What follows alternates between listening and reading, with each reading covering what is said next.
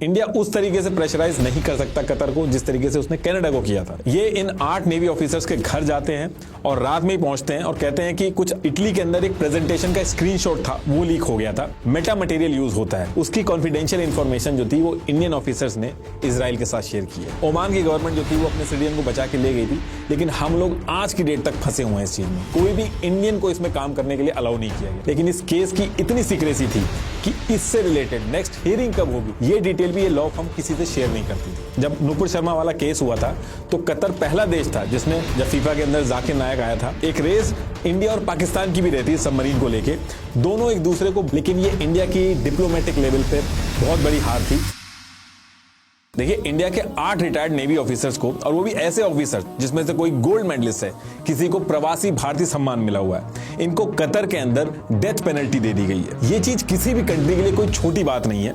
ये मामला क्या है और इस पूरे इंसिडेंट से इजराइल का क्या लेना देना है, इंडिया की तरफ से जो इसके लिए स्टेप्स लिए गए हैं, क्या उनसे इस सजा को टाला जा सकता है, ये नेवी ऑफिसर्स वहां पे करने क्या गए थे, और कतर की सबमरीन्स की डिटेल शेयरिंग करने वाले इशू में हमारे इंडियन नेवी ऑफिसर्स का नाम कैसे आ गया, तो एक्चुअल में हुआ क्या है, छोटी से छोटी डिटेल्स हम इस वीडियो में डिस्कस करेंगे। कतर में 8 भारतीयों को मौत की सजा। ये 8 लोग नौसेना के पूर्व अधिकारी हैं। have been in continuous touch with the Qatari government. I assure you that they are very much strongly in our priority.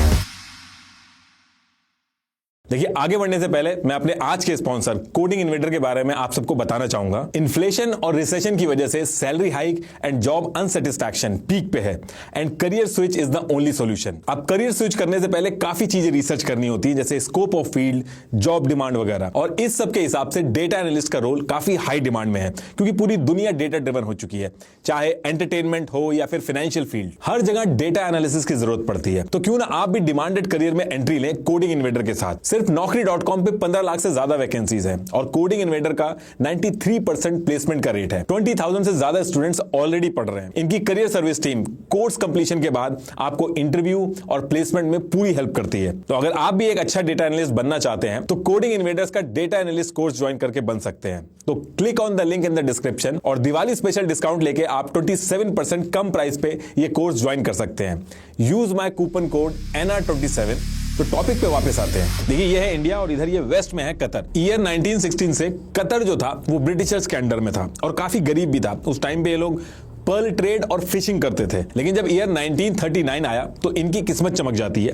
ये वो टाइम था जब ब्रिटिशर्स की मदद से कतर के जेबल दुकन एरिया में ऑयल डिस्कवर हुआ। ये कतर के साउथ वेस्टर्न कोस्ट की तरफ था। अब इसके बाद ईयर आता है 1971 और इस ईयर में ब्रिटिशर्स कतर से चले जाते हैं, इधर ब्रिटिशर्स जाते हैं और सेम ईयर 1971 में कतर का सबसे बड़ा जैकपॉट लगता है जब पर्शियन गल्फ में नेचुरल गैस फील्ड डिस्कवर होती है और ये एरिया मोस्टली कतर के इकोनॉमिक जोन में आता है। अब देखिए, पहले तो कतर की सारी प्रोडक्शन ब्रिटिश आर्मी देखती थी, लेकिन जब ब्रिटिशर्स 1971 में चले गए तो कतर जो था वो एक तरह से सऊदी अरेबिया का जागीर राज जैसी वेसल कंट्री जो होती है उसकी तरह एक्ट करने लगा था, मतलब कि सऊदी की छत्र छाया में रहता था। लेकिन जब कतर के पास नेचुरल गैस और ऑयल डिस्कवर हुआ तो कतर के पास पैसा आया और इनके किंग थे हमद बिन खलीफा अल थानी। उन्होंने सऊदी की छत्र छाया को छोड़ा और एक इंडिपेंडेंट कंट्री की तरह काम करना चालू किया, अपनी सिक्योरिटी वगैरह खुद संभालनी शुरू की। अब ये बात सऊदी को पसंद तो नहीं आ रही थी, लेकिन कतर ने धीरे धीरे अपनी सिक्योरिटी वगैरह बढ़ाना चालू किया। अब देखिए, अकेले कतर के लिए पूरे देश की सिक्योरिटी संभालना आसान नहीं था।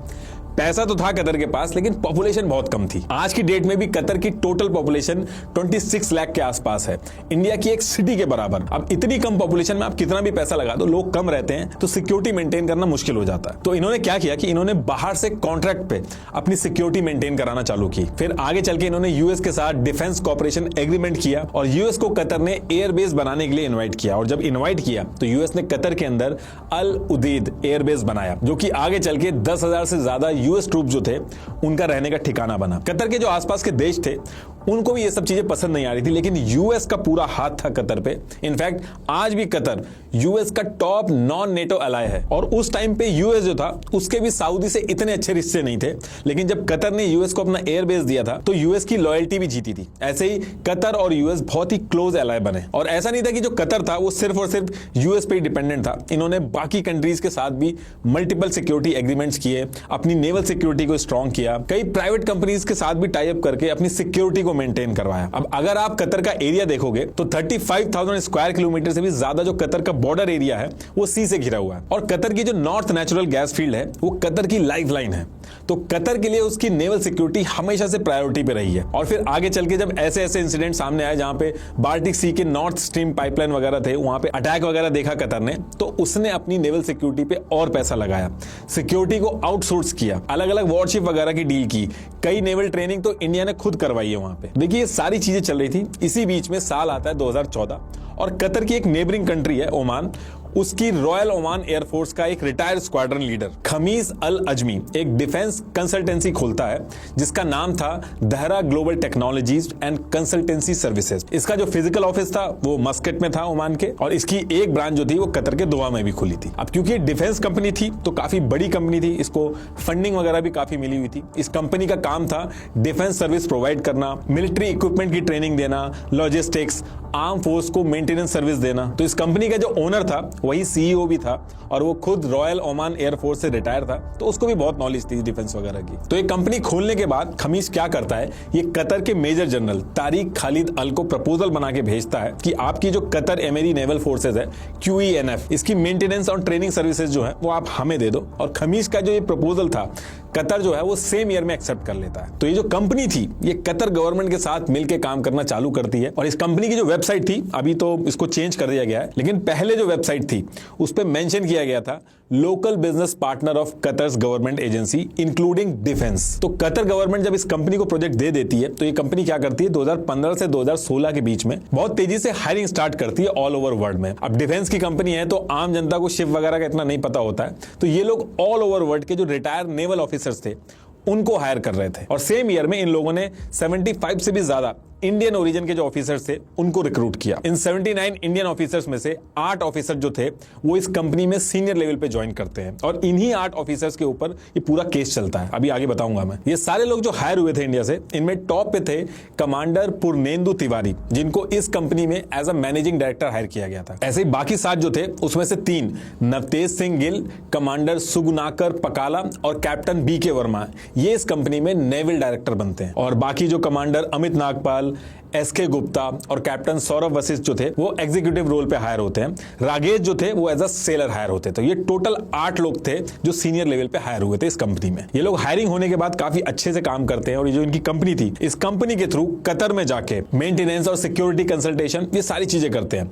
इन सबको करीब 4 से 6 साल हो गए थे ये सारी चीजें करते करते कतर के अंदर। अब इसके बाद ईयर आता है 2016 और कतर प्लान करता है अपने जो सबमरीन्स हैं उसको और स्ट्रॉन्ग करने के लिए। अब इटली जो है वो पूरे वर्ल्ड के अंदर अपने नेवल आर्किटेक्चर डिजाइन जो हो गए उसके लिए बहुत ही फेमस है। पूरे यूरोप के अंदर इटली जो है ये submarines, naval ship, naval frigate, इनका बहुत बड़ा प्रोड्यूसर है। और इटली के अंदर ही एक बहुत ही बड़ी और फेमस शिप बिल्डिंग कंपनी है फिनकैंटायरी SPA। इस कंपनी से इनका डिस्कशन स्टार्ट होता है और इस डील में दहरा ग्लोबल टेक्नोलॉजी जो थी वो भी अपने इनपुट्स देती है। अब सारी बात डन होने के बाद ये जो इटली की कंपनी थी फिनकैंटायरी, ये 2016 में MOU साइन करती है कतर के साथ, जिसमें 4 small size worship, 2 patrol vessels और 1 एम्फीबियस वेसल। तो ये डील होती है, इसमें इटली को कतर को ये सारी चीजें देनी होती हैं। तो ये जो डील थी ये कोई इतनी ज्यादा कॉन्ट्रोवर्शियल नहीं थी, बहुत ही नॉर्मल डील थी, सबको इसके बारे में पता था। लेकिन जो मेन कॉन्ट्रोवर्शियल डील थी वो 2020 में होती है, वो भी आगे बताऊंगा आपको। तो ये सारी डील पे काम चलता रहता है और इसके साथ साथ दहरा ग्लोबल टेक्नोलॉजीज जो थी वो कतार की जो नेवल थी उनके साथ मिलके एज यूजुअल अपना काम करती रहती है। और इसमें इंडियन ऑफिसर जो थे उनका बहुत ही बड़ा रोल रहता है, वो काफी अच्छा काम करते हैं। तो कतर के साथ ये जो कंपनी और इंडियन ऑफिसर जो काम कर रहे थे, इसको लेके कतर गवर्नमेंट और इंडिया दोनों बहुत खुश थे। और इसको लेके 2019 में जो कमांडर पुरनेंदु तिवारी जो थे, इस कंपनी के जो मैनेजिंग डायरेक्टर थे, उनको इंडिया 2019 में प्रवासी भारतीय सम्मान अवार्ड देता है। ये अवार्ड उनको मिलता है जो इंडिया के बाहर बहुत ही आउटस्टैंडिंग काम कर रहे होते हैं। और ये पहली बार हुआ था ऐसा कि इंडिया के रिटायर्ड आर्मी पर्सन को ये अवार्ड मिला था। हमारे जो प्रेसिडेंट थे उनके हाथों से अवार्ड दिया गया था। यहां तक कि दोहा में जो इंडियन एम्बेसडर थे दीपक मित्तल, वो धारा ग्लोबल की लोकेशन पे भी विजिट करके आए थे। कतर और इंडिया की रिलेशन को अच्छा करने के लिए, उसको आगे बढ़ाने के लिए इस कंपनी काफी तारीफ भी की थी उन्होंने। और इंडियन एम्बेसी की तरफ से ये जो कंपनी थी उसको सर्टिफिकेट ऑफ एप्रिसिएशन भी दिया गया था, जो कि इन्होंने अपनी वेबसाइट पे भी लगा रखा था पहले, अब तो हटा दिया गया। देखिए जो पूरा पर्शियन गल्फ का एरिया है, इसमें सिर्फ एक लौता ईरान है जिसके पास स्टेल्थ सबमरीन है। है, मतलब कि ये जो सबमरीन होती हैं ये पानी के अंदर बिना डिटेक्ट हुए काफी टाइम तक पानी के अंदर रह सकती हैं और भारी अटैक कर सकती हैं, और इस सबमरीन से पूरे एरिया पे नजर भी रखी जा सकती है। और कतर भी इस तरीके की सबमरीन इस एरिया में अपने पास रखना चाहता था, और इसी वजह से 2020 में कतर इटली की कंपनी फिनकैंटियर एसपीए, जिससे 2016 में भी इन्होंने डील की थी, इनसे दोबारा एक सीक्रेट डील करता है। देखिए, ये सारी चीजें मैं आपको बता रहा हूं, ये कतर या फिर इंडियन गवर्नमेंट ने डिस्क्लोज नहीं करी है, कोई भी स्टेटमेंट नहीं दिया इस चीज पे उन्होंने, लेकिन मिडिल ईस्ट के अंदर जो लोकल न्यूज़पेपर हैं वो इसके बारे में बैक टू बैक रिपोर्ट छाप रहे हैं, और वो रिपोर्ट इसलिए छाप रहे हैं क्योंकि 17 मई 2021 को इटली के अंदर एक प्रेजेंटेशन का स्क्रीनशॉट था, वो लीक हो गया था, जिसको नेवल न्यूज ने पब्लिश किया था। इसमें यह था कि इटालियन पार्लियामेंट के अंदर 2 सीक्रेट सबमरीन की रिमोट प्रेजेंटेशन दी गई थी, और जब ये प्रेजेंटेशन चल रही थी तो उसमें ये चीज मेंशन की गई थी कि जो सबमरीन है ये किसी फॉरेन कंट्री के लिए बनाई जा रही है, और ये उस प्रेजेंटेशन का स्क्रीनशॉट है जो कि लीक हो गया था। और ये चीज नेवल न्यूज ने अपनी रिपोर्ट में भी पब्लिश किया, जिसमें नाम दिया था इन्होंने कि Italy secretive submarine deal with Qatar new intelligence. और यहां से बातें बहुत तेज हो गई थी कि कतर जो है वो स्टेल्थ सबमरीन ले रहा है इटली से। अच्छा, ये जो मैं आपको बता रहा हूं इसके बारे में आप अगर सर्च करोगे तो फिनकैंटिरी जो है कंपनी का नाम जो मैंने बताया, उसके साथ साथ आपको ये भी मिल सकता है, केबी करके भी एक नाम मिल सकता है, न्यूज में ये आपको दिखेगा। एक्चुअली फिनकैंटिरी और केबी जो है ये मिलकर काम करती हैं, तो कहीं पे फिनकैंटिरी नाम यूज हुआ है और कहीं पे केबी नाम यूज हुआ है। अच्छा, कतर जो इस इटली की कंपनी के साथ सीक्रेट डील कर रहा था, इसके बारे में धारा ग्लोबल टेक्नोलॉजी जो है उसको और उसके एसोसिएट इंडियन नेवी के जो ऑफिसर्स थे उनको इसके बारे में पता था कि कतर जो है वो इटली की कंपनी के साथ मिलकर एक सीक्रेट डील कर रहा है, जिसमें इटालियन U-212 स्टेल्थ सबमरीन जो है उसका स्मॉल वेरिएंट जो है वो मंगाया जा रहा है कतर के अंदर इटली की कंपनी के थ्रू। अब ये जो डील चल रही थी ये कतर के लिए काफी बिग डील थी, क्योंकि इसके कई सारे रीजन थे। एक तो कतर को ये स्टेल्थ सबमरीन मिलने से इजराइल की जो अरब के ऊपर सुप्रीमेसी है वो कम हो जाती, इसलिए कतर बिल्कुल नहीं चाहता था कि इजराइल को इसके बारे में कुछ पता चले, क्योंकि इजराइल कभी भी ये डील को होने नहीं देगा। दूसरी चीज, एक रेस इंडिया और पाकिस्तान की भी रहती है सबमरीन को लेके, दोनों एक दूसरे को ब्लॉक करते हैं ताकि किसी के पास सबमरीन ना आ जाए, क्योंकि जिसके पास सबमरीन आ जाएगी उसके पास एक अपर हैंड रहेगा। अब देखिए पाकिस्तान क्या करता है कि उसके कतर के साथ अच्छे रिलेशन है, तो कतर के जो सबमरीन्स हैं उनके जो बेनिफिट है वो भी उठाता है, पाकिस्तान उनको यूज करने को दे देती है। उसके बाद ये भी डर है कि ये जो स्टेल्थ टेक्नोलॉजी है जो कतर के पास आएगी, इससे ये भी बहुत ज्यादा चांसेस है कि पाकिस्तान के पास भी ये टेक्नोलॉजी आ सकती है, और अगर कतर ना भी दे तो ये भी पॉसिबिलिटी है कि पाकिस्तान ये जो टेक्नोलॉजी है वो कतर से चोरी भी कर सकता है। तो देखिए इसके बाद अब होता क्या है कि 30 अगस्त 2022 को रात में स्टेट सिक्योरिटी ब्यूरोक्रेट SSB जो कि कतर की इंटेलिजेंस एजेंसी है, ये इन 8 नेवी ऑफिसर्स के घर जाते हैं और रात में ही पहुंचते हैं और कहते हैं कि कुछ अर्जेंट नेवल एक्सरसाइज करनी है, उसके लिए इन ऑफिसर्स को चलना पड़ेगा। इनमें से एक ऑफिसर ऐसे भी थे जिनको इंडिया वापस जाना था, लेकिन वो इस कॉल की वजह से इनके साथ चले जाते हैं। और जब ये 8 नेवी ऑफिसर्स इस कतर ऑफिशियल्स के साथ जाते हैं तो कतर ऑफिशियल इनको ले जाने के बाद इनको जेल में डाल देते हैं, और जेल भी ऐसी नॉर्मल जेल में नहीं डालते हैं, एक सेपरेट जेल में इनको बंद किया जाता है। आपस में इनको मिलने नहीं दिया जाता है, ये लोग आपस में बात नहीं कर सकते हैं, और ना ही फैमिली और ना ही इंडियन एम्बेसी को इसके बारे में कुछ भी बताया जाता है। 1 महीने तक किसी को पता ही नहीं चलता कि ये लोग जेल में बंद हैं, और 1 महीने बाद पता भी ऐसे चलता है कि पाकिस्तान की एक न्यूज एजेंसी जो है वो इस न्यूज को ब्रेक करती है कि इंडिया के 8 नेवी ऑफिसर्स को जेल में बंद किया गया है स्पाइंग के लिए। अब ये न्यूज ब्रेक होने के बाद घर वाले पहुंचते हैं, ट्राई करते हैं मिलने का, लेकिन उनको मिलने नहीं दिया जाता है। और उसके बाद जो घर वाले हैं वो इंडियन एम्बेसी को इन्फॉर्म करते हैं, और काफी जद्दोजहद के बाद 1 अक्टूबर 2022 को दोहा में जो इंडियन एम्बेसी थी उसके ऑफिसर्स दीपक मित्तल जो थे और उनके साथ साथ डिप्टी हेड ऑफ मिशन ये कतर ऑफिशियल्स के पास जाते हैं। इनको काउंसलर एक्सेस मिल जाता है। काउंसलर एक्सेस का मतलब है कि इंडियन एम्बेसी के जो लोग हैं, जो काउंसलर हैं, वो जब इन 8 नेवी ऑफिसर से मिलते हैं तो उसी को काउंसलर एक्सेस बोला जाता है। जब कुलभूषण यादव वाला केस हुआ था तो उस टाइम भी आपने ये वर्ड बहुत सुना होगा, काउंसलर एक्सेस। अब इस मीटिंग के बाद एक चीज अच्छी होती है कि जो घर वाले रहते हैं उनको वीकली एक बार फोन पे इनसे बात करना अलाउ कर दिया जाता है, लेकिन इसके बाद भी इन पे चार्जेस क्या लगे, इनको जेल में क्यों डाला गया है, ये किसी को भी नहीं बताया जाता। अब इसके 2 दिन बाद 3 अक्टूबर 2022 को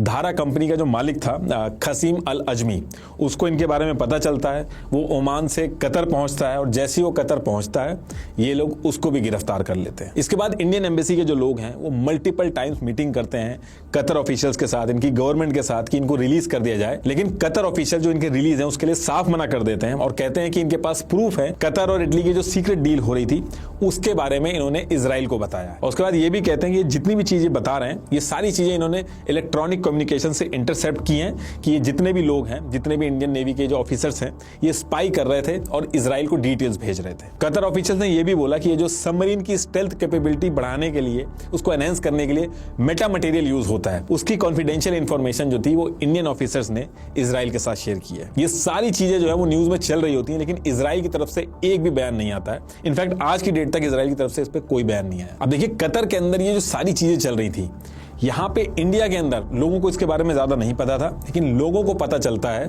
27 अक्टूबर 2022 को, जब कमांडर पूर्णेंदु तिवारी की जो सिस्टर थी डॉक्टर मीतू भार्गवा, ये ट्वीट करती हैं और इंडिया के जितने भी बड़े बड़े मिनिस्टर्स हैं उनको टैग करती हैं और ये सारी चीजें ट्विटर पे डे बाय डे लिखना चालू करती हैं। इनके ट्वीट के बाद जितने भी रिटायर ऑफिसर थे, सर्विंग ऑफिसर थे, वो इनके सपोर्ट में आते हैं और इस पूरे मुद्दे को उठाते हैं। और फिर इंडिया के अंदर भी ये बात फैल जाती है और लोग डिमांड करते हैं कि इस पे कुछ ना कुछ एक्शन हो। इनफैक्ट 7 दिसंबर 2022 को कांग्रेस के जो मनीष तिवारी जी थे, इन्होंने ये पार्लियामेंट के अंदर भी ये मुद्दा उठाया। गत 30 अगस्त 2002 से सभापति महोदय, हमारे नौसेना के 8 जो सेवानिवृत्त अधिकारी हैं, उनको कतर में दोहा में सॉलिटरी कंफाइनमेंट में रखा गया। और जब बहुत ज्यादा प्रेशर पड़ता है तो ये कहा जाता है कि इंडिया के वाइस प्रेसिडेंट जब फीफा का इनॉग्रेशन होगा तब नवंबर में जाएंगे और इस बारे में डायरेक्ट वहां के जो ऑफिशियल्स हैं उनसे डायरेक्ट बात करेंगे, लेकिन वो वहां जाते तो हैं लेकिन उनकी बात फेल हो जाती है। अब इसके बाद क्या होता है कि नवंबर फर्स्ट वीक में ओमान क्या करता है, वो धारा कंपनी का जो ओनर पकड़ा गया था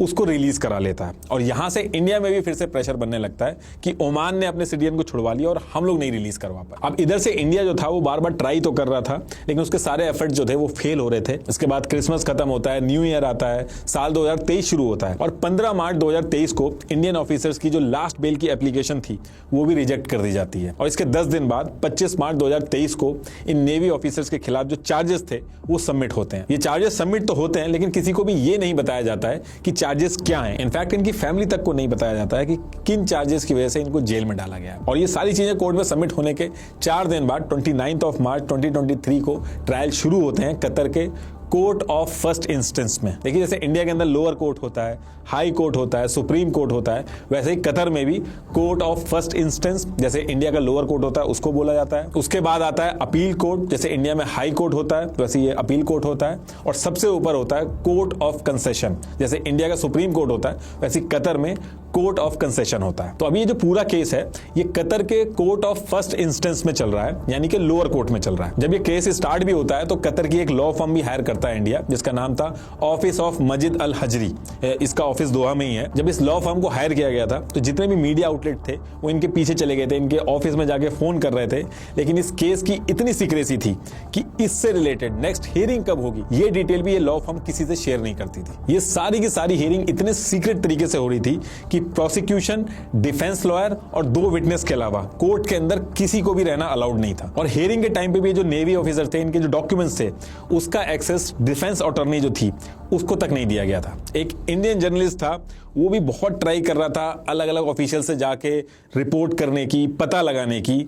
कतर को जैसे ही पता चलता है उस जर्नलिस्ट को और उसकी वाइफ को राइट अवे कतर से इंडिया भेज दिया जाता है। अब इसके बाद 3 मई 2023 को सेकंड हियरिंग होनी थी, लेकिन उसको पोस्टपोन करके 18 जून को शिफ्ट कर दिया जाता है। अब जो सारी हियरिंग चल रही थी, इंडिया को ऐसा भी लगने लगता है कि जो लॉ फर्म इन्होंने हायर की है वो इनकेपेबल है। तो इंडिया क्या करता है, मजीद अल हजरी, ये जो लॉ फर्म थी जो ये केस लड़ रही थी, इसको हटा के अहमद अली अल हल, एक दूसरी लॉ फर्म, उसको हायर कर लेता है और अब वो केस लड़ रही होती।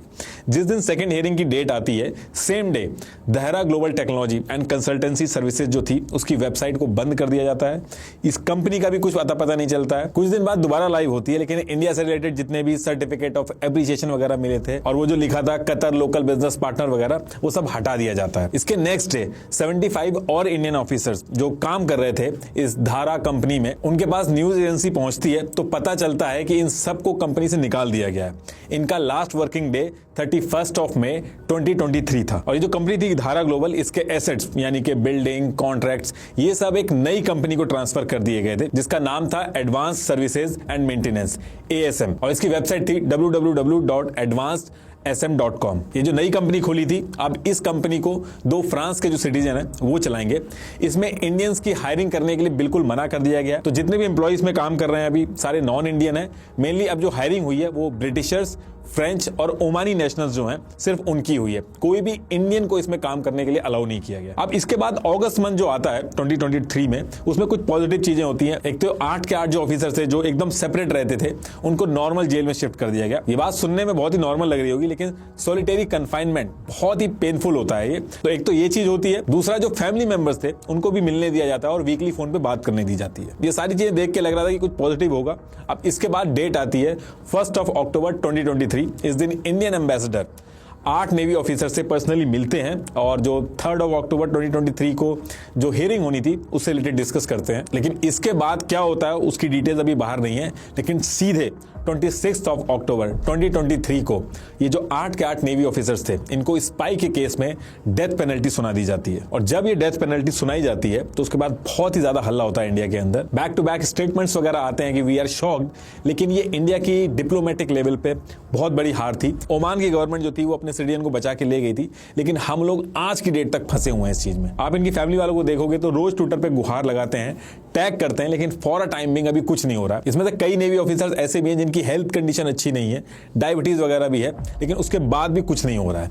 इसमें एक चीज ये भी कही जाती है कि ये जो पूरा केस है इसमें कतर और इंडियन गवर्नमेंट को सारी चीजें पता है, ये सारे चार्जेस किस लिए हैं ये पता है, लेकिन फैमिली और बाकी लोगों को नहीं बताए गए। इनफैक्ट अभी recently ministry of external affairs के स्पोक्स पर्सन अरिंदम बगची ने भी ये चीज ऑफिशियली स्टेटमेंट में बोला है कि हमें पता है इन चार्जेस के बारे में। अब देखिए क्वेश्चन ये है कि यहां से ऑप्शन क्या है इंडिया के पास। अब देखिए पहला ऑप्शन तो जो चल रहा है कि कतर के कोर्ट में जाके इसको चैलेंज किया जाए, लोअर कोर्ट में ये फैसला आया, इसको हायर कोर्ट में लेके जाया जाए, फिर सुप्रीम कोर्ट में लेके जाया जाए। दूसरी चीज में ये हो सकती है कि अगर हमारे prime minister Modi ji personal level पे बात करें कतर के अमीर से तो बात बन सकती है, क्योंकि 18 दिसंबर को ये लोग नेशनल डे मनाते हैं और इसमें अमीर जो है वो कई सारे कैदियों को माफी देते हैं। तो ये भी एक पॉसिबिलिटी बन सकती है कि अगर डिप्लोमेटिक लेवल पे प्रेशर बनाया जाए तो 18 दिसंबर को इन सबको माफ कर दिया जाए। तीसरी चीज इसमें यह है कि 2015 में जब कतर के अमीर आए थे इंडिया तो एक डील साइन की थी उन्होंने इंडिया के साथ जो कि प्रिजनर से रिलेटेड थी, और इस एग्रीमेंट में यह साइन हुआ था कि कतर में अगर किसी को सजा सुनाई जाएगी तो वो सजा वो इंडिया में आके भी वो पूरी कर सकता है, और सेम चीज कतर के लिए भी थी। अब ये एग्रीमेंट यहां पे अप्लाई होगा कि नहीं ये डिपेंड करेगा कि इंडिया कितना प्रेशर बनाता है। बाकी इसमें यह भी कहा जा रहा है कि किसी तीसरी कंट्री का मीडिएशन अगर करवाया जाए